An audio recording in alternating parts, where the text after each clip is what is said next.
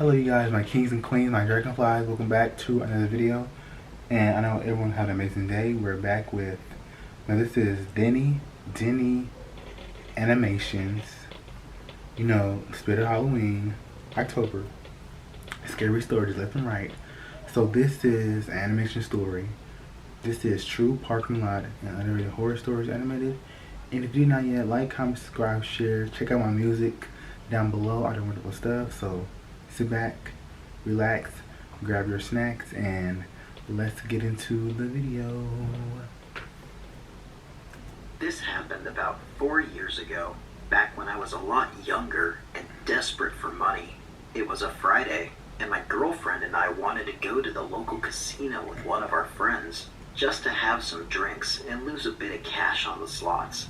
It was a cheaper alternative than going out and drinking, since you could just spend $10 and drink for free the whole night, as long as you just kept playing the slots.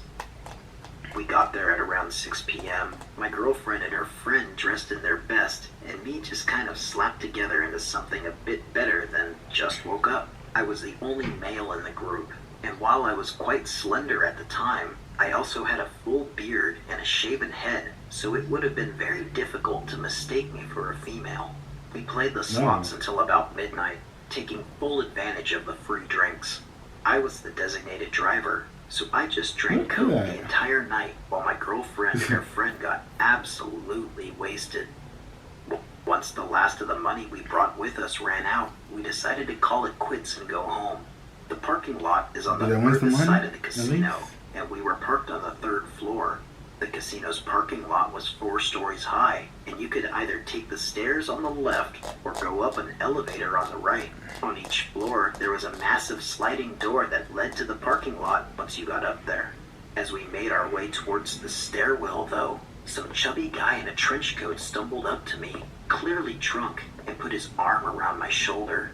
I am quite a friendly person, so I kind of just stood there and waited to see what this person wanted before I just shrugged him off. He had greasy, curly black hair, and I remember his breath smelled like cigarettes. My girlfriend and her friend just hang back, silently laughing at me, since this kind of thing happens often to me. For some reason, drunk people just really like me. He leaned in closer to me and told me that he just won big and couldn't remember where he parked his car. He pulled out a big wad of cash from his pocket and told me that if I could help him find his car, he'd give me $1,000. I was absolutely floored, since that was the most cash I had ever seen in my life, and I agreed to it immediately. We walked towards the parking lot together, his arm still around my shoulder and his weight leaned onto me.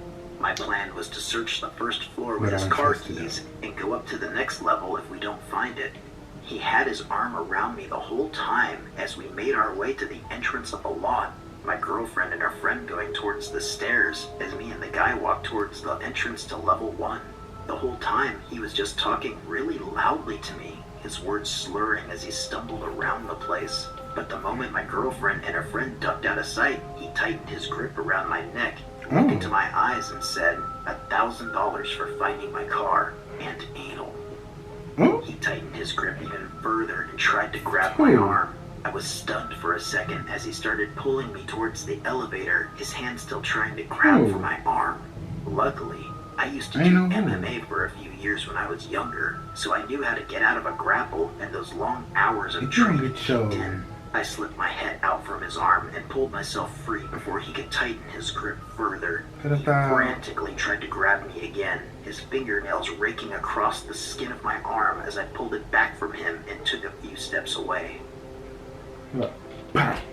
Immediately, he stood up straight and hurriedly walked through the door to level 1, his drunken stumble completely gone as he ducked out of sight.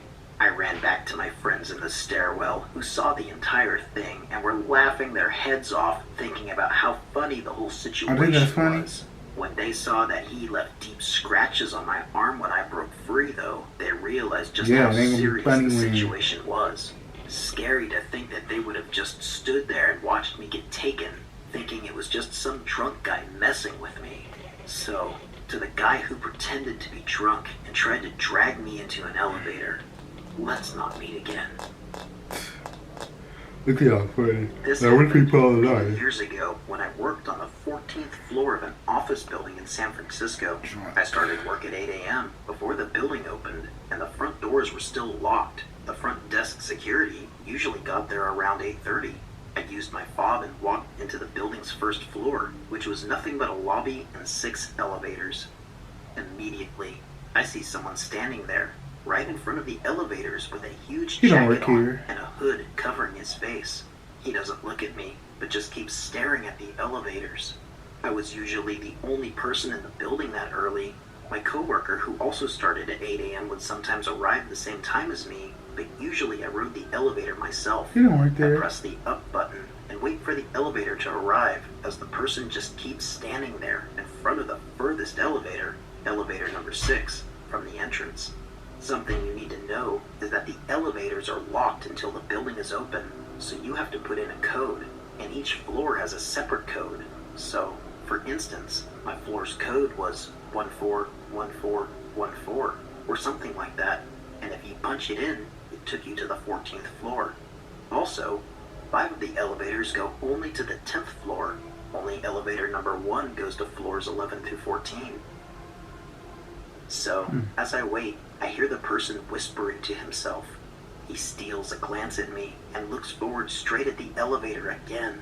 I'm kind of freaking out at this point, but since you need a key to get in, I still sort of assume he must work there and is just waiting for the elevator. Elevator number 6 opens and he walks in. I stay waiting for elevator number 1 to get to my floor, but feel instant relief as the doors shut behind him. As I can hear my elevator still traveling down to the lobby, Wait, I thought she was in realize an his elevator. hasn't started moving up. Instantly, I realize that he doesn't work there, as he clearly doesn't know how to use the code to get it to move. The doors to elevator number 1 finally open, and I rush in and start punching in my code.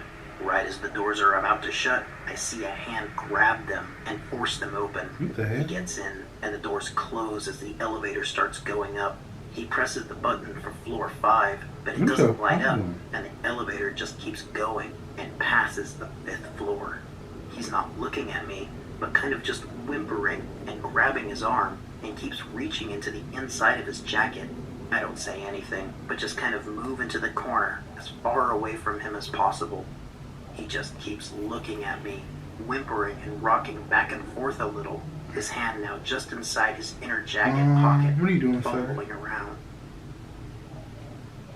The elevator gets to the 14th floor and I book out, and he just stays in the elevator. My office had the entire floor, but there was still another locked door to get into our lobby from the elevator. I run towards it with my key in hand. I start to unlock it when I realize, like a fucking movie scene, the lock won't turn. Our doors were glass, and I see my coworker already at his desk inside looking at me, realizing something is not right. I look behind and see the guy in the elevator is at me. There's His a crazy teeth are man gritty, coming after and me. he's screaming and growling, and things feel like they're in slow motion. I start pounding on the door, and somehow my key instantly Okay. clicks. The door opens, and I slam it behind as he smashes right into Oh it. my god. My coworker and I called 911, but the worst part was it took them like 20 minutes to arrive. We had to just stand there by the front glass doors and watch the guy, who was pacing, putting his face against the glass and licking it and screaming at us.